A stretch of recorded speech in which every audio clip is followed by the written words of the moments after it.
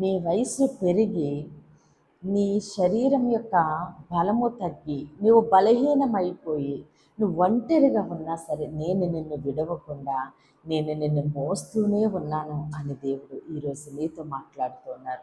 నువ్వు ఒంటరిగా ఉన్నా, అనాథగా విడవబడినా, ఎలాంటి పరిస్థితుల్లో అయినా నువ్వు బలహీనమయ్యే కొద్దీ కూడా దేవుడు నిన్ను మోస్తూనే ఉన్నారు. ఆయన అరచేతుల మీద నిన్ను చిక్కుకుని ఆయన నిన్ను కంటి పాపగా కాపాడుతూనే ఉన్నారు. ఏ విషయంలోనూ నిన్ను విడిచిపెట్టలేదు అని దేవుడు సెలవిస్తూ ఉన్నారు.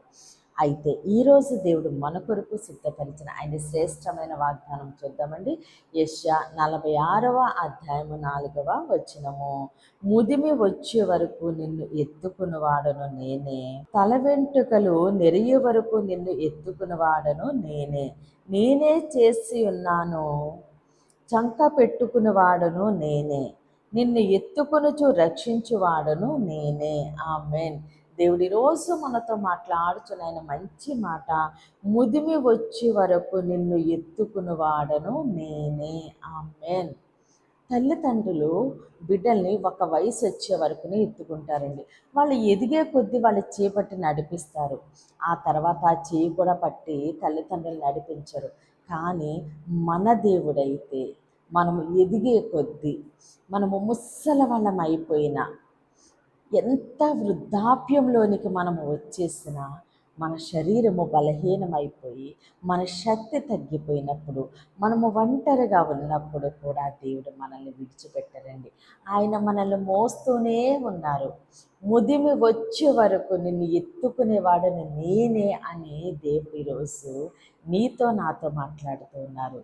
అయ్యో, నా వయసు పెరిగిపోతుంది, నేను బలహీనమైపోయాను, లేదా నా బిడ్డలు ఎవ్వరూ నా దగ్గర లేరు, నేను ఒంటరిగా ఉన్నాను, నేను ఒంటరి వాడిగా ఉన్నాను, నేను అనాథగా విడిచిపెట్టబడి ఉన్నాను, నేను బలహీన పరిస్థితిలో ఉన్నాను, నేను బలహీనమైపోయాను అని ఇలాగ అనేకమైన ఆలోచనలతో నువ్వు వృద్ధాప్యం ముందుండి ఆలోచిస్తూ ఉన్నావేమో, నాకంటూ ఎవ్వరూ లేరని. కానీ దేవుడు అంటున్నారు, నీ తల ఎంటుకలు నెరిగే వరకు, నువ్వు ముసలదానివి అయిపోయే వరకు, నువ్వు ముసలవాడివి అయిపోయే వరకు నేను నిన్ను ఎత్తుకుంటూ ఉన్నాను, నేను చంకన పెట్టుకొని ఉన్నాను, నేను నిన్ను రక్షిస్తూ ఉన్నాను అని దేవుడు సెలవిస్తూ ఉన్నారు. ముదిమి వచ్చిన మన ఆయుష్కాలం అంతా కూడా దేవుడు ఆయన మోస్తూనే ఉన్నాను అని సెలవిస్తున్నారు. నేనే నిన్ను రక్షించుకుంటున్నాను, నేనే నిన్ను కాపాడుతూ ఉన్నానని దేవుడు సెలవిస్తూ ఉన్నారు. కాబట్టి ఈరోజు నువ్వు ఏ పరిస్థితిలో ఉండి ఈ వాగ్దానం వింటున్నావో, దేవుడు ఈరోజు వాగ్దానంలో వచ్చి నీతో మాట్లాడుతున్నారు. నేను నిన్ను మోస్తూనే ఉన్నాను, నీ శక్తి తగ్గినా నా శక్తి తగ్గలేదు అని దేవుడు సెలవిస్తూ ఉన్నారు. కాబట్టి దేవుడు మనకి మాట ఇచ్చి నెరవేర్చే దేవుడు. ఎలాంటి పరిస్థితిలోనైనా సరే, బలహీన పరిస్థితులు, నిజం చెప్పాలంటే మనము ఒంటరిగా ఉన్నప్పుడు, అనాథలుగా ఉన్నప్పుడు, బలహీన పరిస్థితిలో ఉన్నప్పుడు దేవుడు ఇంకా మనకి సమీపముగా వచ్చే దేవుడు అండి. కాబట్టి మన ఆయుష్కాలం అంతా కూడా దేవుడు మనల్ని ఎత్తి పట్టుకొని మనల్ని ఆయన మోస్తూ మనల్ని రక్షిస్తూ ఉండగా సమస్త ఘనత మహిమ ప్రభావాలు మనము దేవునికే చెల్లిందామండి. ఈ కొద్ది మాటలో దేవుడు మన వెనుకల్లో దీవించి ఆశీర్వదించునుగాక.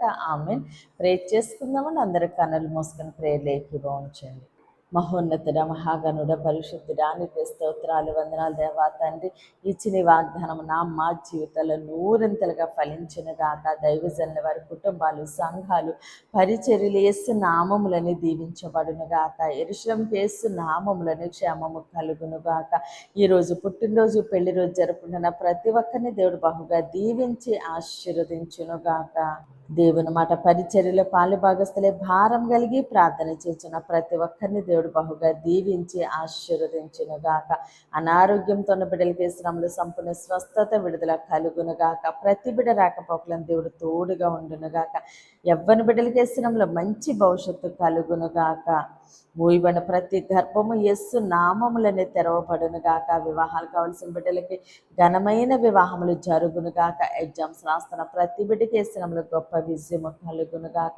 అయ్యా, ప్రతి ఒక్కరిని నీ చేతులకు అప్పగిస్తూ చిన్న ప్రార్థన నీ పాదసన్ని చేర్చుకోమని యేసుక్రీస్తు అతి పరిశుద్ధ నామములో బ్రతిమాలి వేడుకున్నాం మా తండ్రి.